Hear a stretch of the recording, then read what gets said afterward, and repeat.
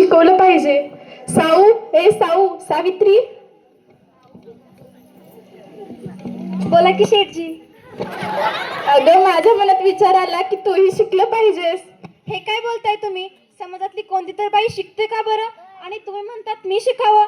नगरे बाबा.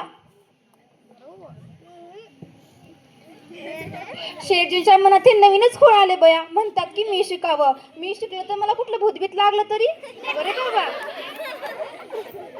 पण त्यांचं पण बोलणं खरंच आहे.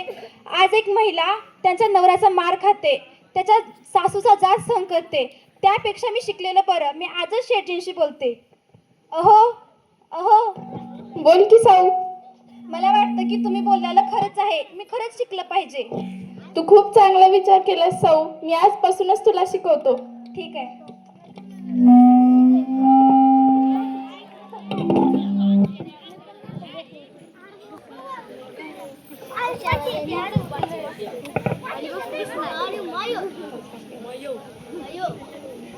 याच्यावर गिरव.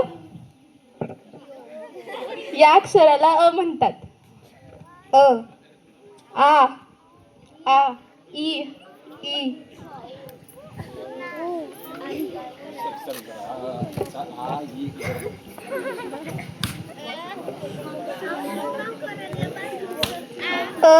अननसाचं. आईचा. लिंबूचं. इमारतीचं.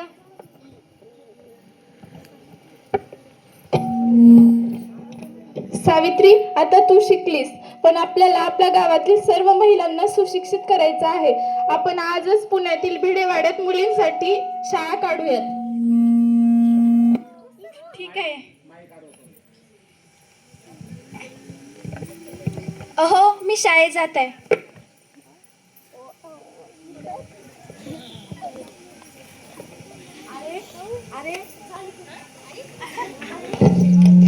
अरे ही कोण आली आपल्या गावात नवीनच बाई? चल आपण हिच्या पाठीमागं जाऊन बघू ती कोण आहे, कुठं जात आहे.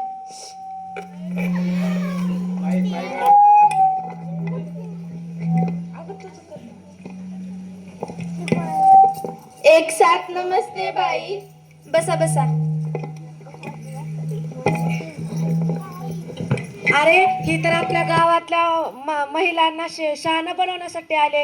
ही तर आपल्या गावातल्या महिलांना शिकवण्यासाठी आले. हिला तर धडा शिकवलाच पाहिजे. हिला हाक लावून दिलाच पाहिजे. हो हो.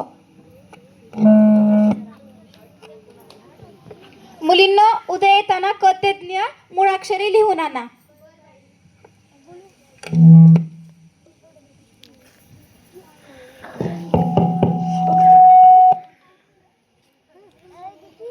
हे काय करताय तुम्ही?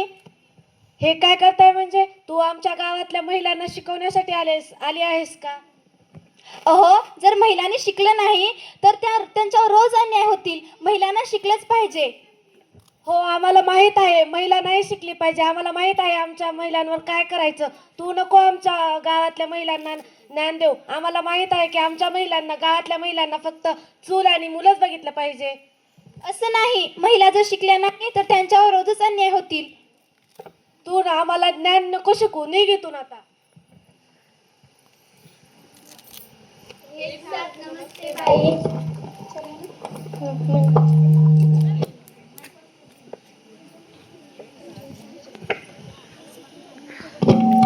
बसा खाली. अहो बाई तुम्हाला काय लागलं हे?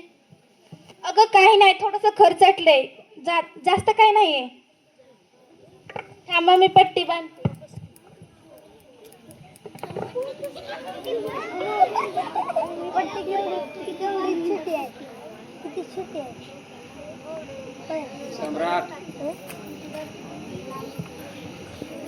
अहो बाई तुमच्या अंगावर चिखलाचे आणि शेणाचे डागच काय पडलेत? अगं तुला माहित आहे ना रस्त्यात किती खड्डे पडलेत. त्या खड्ड्यामध्ये पाणी साचलं होतं आणि येताना माझा पाय घसरला, त्यामुळे माझ्या अंगावर चिखलाचे डाग पडलेत. जास्त काही नाहीये. तुम्ही बसा.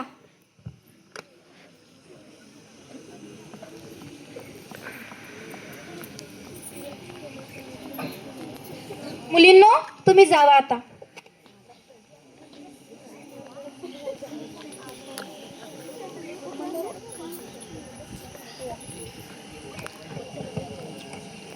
बाऊ, अगं तुला किती ताप आलाय? छे, कसला आलाय मला ताप? काही नाहीये. तुम्ही माझे काम ऐकाल का?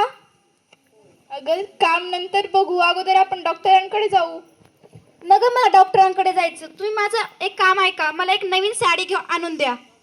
अगं साडी आपण उद्या घेऊया की, अगोदर डॉक्टरांकडे जाऊ. नग मला साडीच हवी आहे. ठीक आहे.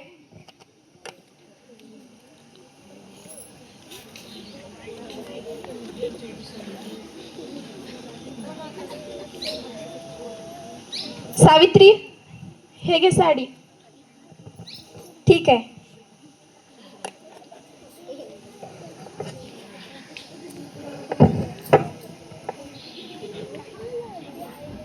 ए टाकायच्या अंगावर दगड.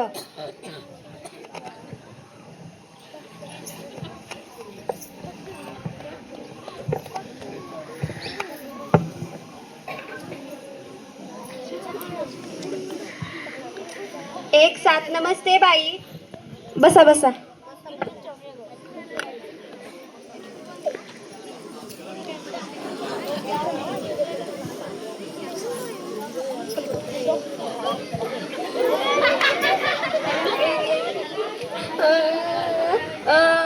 माझ्या बाळाला काय झालं? माझ्या बाळाला काय झालं? माझ्या बाळाला बराच ताप आलेला दिसतोय. अगं हे काय झालं? का रडतेस? माझ्या बाळाला बराच ताप आलेला आहे. हो, खूपच ताप आले. चल, आपल्या गावातील एक चिंचेच्या झाडाखाली एक अघोरी बाबा राहतात. लोक म्हणतात की त्यांचे खूप फायदे येतात. चल आपण त्यांना दाखवूया. वैशे, ओम भट स्वाहा, ओम भट स्वाहा. बोल माटे बोल, काय झालं तुझ्या तांत्रिक बाळाला? बाबा की जय, तांत्रिक बाबा की जय. काय झालं आहे तुझ्या बाळाला? बाबा, माझ्या बाळाला बराच ताप आलेला आहे.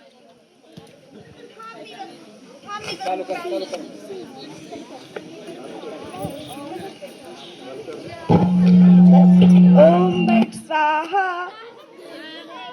माते, तुझ्या तर बाळाला आपल्या गावाच्या बाहेरच्या वडाच्या तिथलं भूत लागलेलं आहे. बाबा, तुम्ही काहीतरी उपाय सांगा की. हे घे लिंबू, रात्र चला ह्याच्या अंगावरून उतरून टाक. हा काय खेळ मांडलाय? काय चाललंय इथे?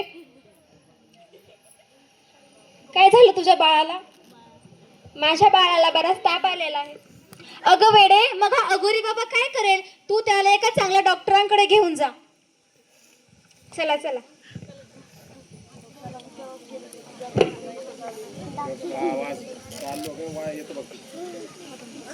काय झालं तुमच्या बाळाला? माझ्या बाळाला बराच ताप आलेला आहे. 2 दिवसात बरं होईल, मी गोळ्या देते.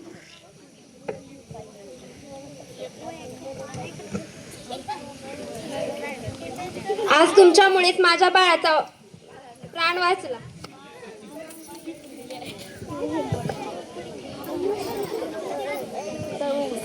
आज मीच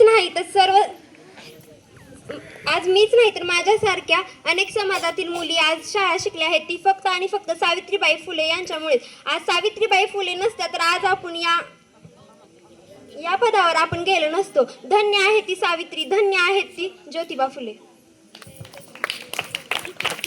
मुलगा वारस आहे, मुलगी पारस आहे, मुलगा आण आहे, मुलगी शान आहे, मुलगी तण आहे, मुलगी मन आहे, मुलगा भाग्य आहे, मुलगी सौभाग्य आहे, मुलगा संस्कार आहे, मुलगी संस्कृती आहे, मुलगा शब्द आहे. मुलगी अर्थ आहे. जर मुलगा मुलगी एक समान आहेत तर त्यांना दोघांनाही शिक्षणाचा अधिकार हा समान मिळालेला पाहिजे. मुलगी वाचवा, मुलगी शिकवा. धन्यवाद.